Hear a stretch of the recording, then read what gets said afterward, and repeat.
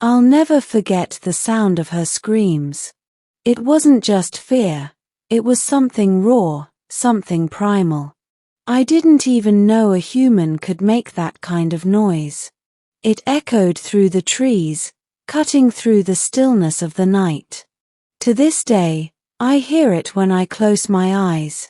This happened in 2003, in my mother's village, a quiet place surrounded by dense forests. I was 16, sent there for the school holidays. I didn't want to go, the place always gave me an uneasy feeling. People whispered too much and stared too long. The story began with Nnenna, a young woman everyone in the village loved. She was beautiful, smart, and kind, the kind of person who seemed destined for bigger things than life in a small village.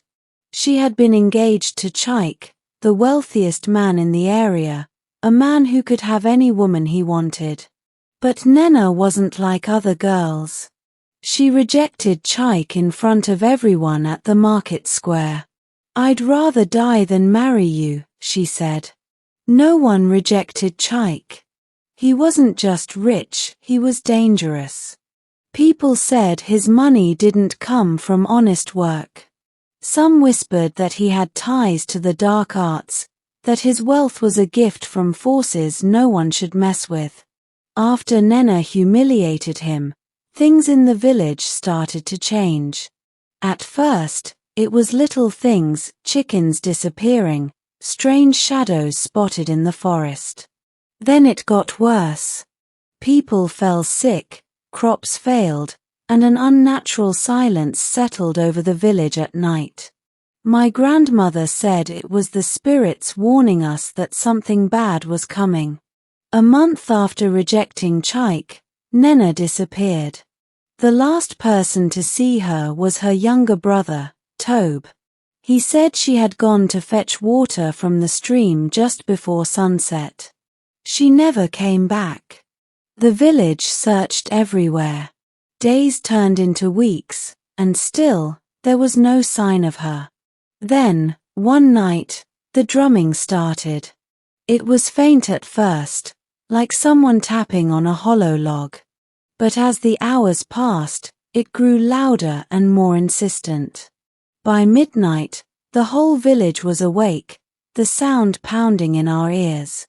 The drumming seemed to come from the forest, from the direction of the old shrine that no one dared to visit. My uncle, the bravest man I knew, decided to investigate. He took me with him, despite my protests. "You're old enough to face fear," he said, handing me a machete. The forest felt alive that night, the air thick with tension. The drumming guided us deeper and deeper until we reached the shrine, a crumbling structure covered in vines. The sight that greeted us there will haunt me forever. Nnenna was there, but she wasn't alone. She stood at the center of a circle, her body rigid, her eyes wide and unblinking. Around her were figures dressed in tattered black cloth, their faces obscured. The drumming stopped the moment they saw us. "Leave," one of them hissed. The voice didn't sound human. It was guttural, like the growl of an animal. "Nnenna," my uncle shouted, stepping forward. She turned to look at us, and that's when I knew something was terribly wrong. Her eyes, they weren't her eyes anymore. They were pitch black, like bottomless pits. When she opened her mouth to speak, her voice was layered, as though multiple people were speaking through her. "You shouldn't have come," she said. Before we could react, the figures surrounding her began to move, their bodies twisting unnaturally. One of them raised a hand, and my uncle flew backward as if an invisible force had struck him. I froze, unable to move, unable to think. Then Nnenna stepped out of the circle. She looked at me, her expression blank, and said, "Tell them I'm gone." I don't remember how I got back to the village. My uncle didn't make it. We found his body at the edge of the forest the next morning, his face frozen in a look of terror. The village elders said Nnenna had been claimed by the witch, a spirit that had cursed the shrine long ago. They believed she had made a pact, trading her soul for something we could never understand.